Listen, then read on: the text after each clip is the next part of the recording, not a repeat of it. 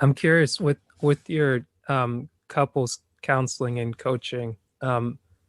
Have you like can you give me a peek of like what it looks like or how it starts? Because like the two of you, do you both coach them or you both communicate like it's a four-way conversation? Yeah, definitely.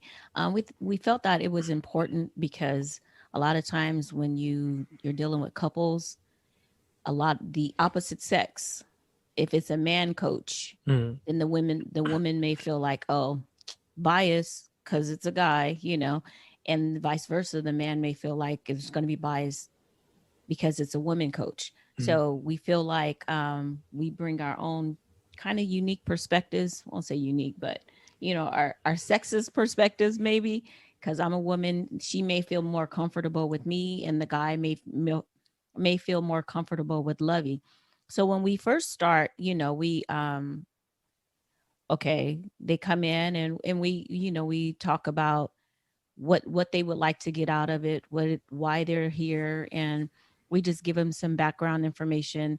Basically, they kind of already know about us, but we may go more in depth about our story so that they can know that and feel more comfortable. Like, oh, you're not coming in here just jacked up, like, oh, we will think that, you're so messed up. It's like when you hear our story, you're like, wow, oh, okay, we ain't that bad then. So They're like, oh, we might need to yeah, counsel we them. might, we know. So, first things first, we always want to make sure people feel comfortable. We want you to feel comfortable. No judgment or anything like that. What's said here stays here.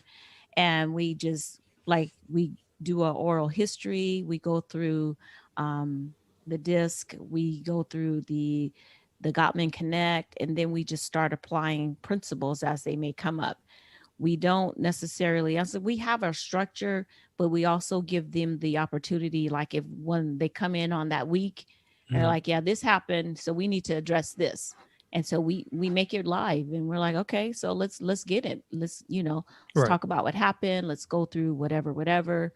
And We also apply some dyadic principles where we don't want it to be where we're just sitting there on this side of the screen and Mm, pontificating and saying what you need to do and what we think you should do. It's not like that at all. It's our coaching is very similar to if we're having a barbecue in the backyard, we're sitting around the fire and we're just chopping it up.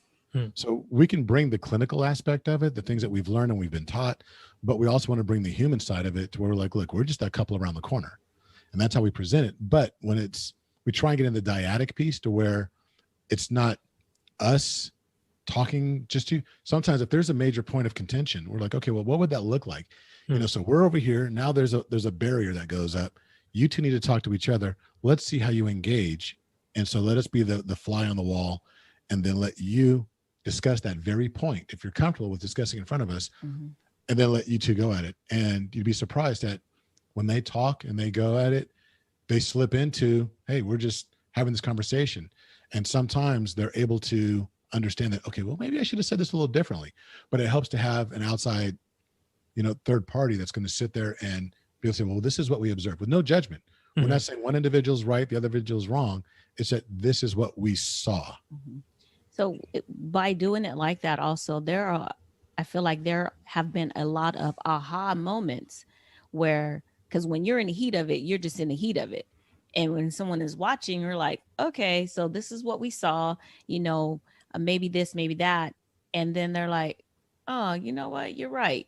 Because I could have an argument with Lovey, and then I'm going to try to remember this whole thing that happened, and a week later I can't really say everything, or and there's no one that's there to point out that maybe I was wrong for the way that I said it, or I came off this way.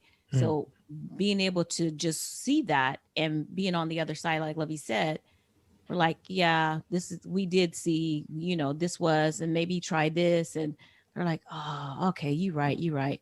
And so we'll say, okay, basically that's kind of your homework. So when we meet back again, you could tell us how that worked for you.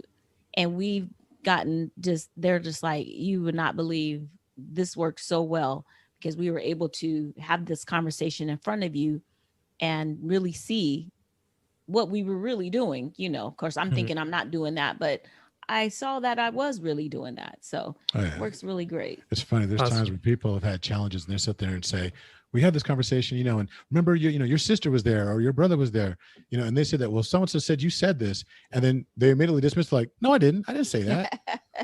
You're only saying that because, that of course you're his brother and Mhm. and they think there's bias. With us, there's no bias. And so when we sit there and say, okay, well, this is what we observed. You said this. No, I didn't. Yeah, you did. And we were here.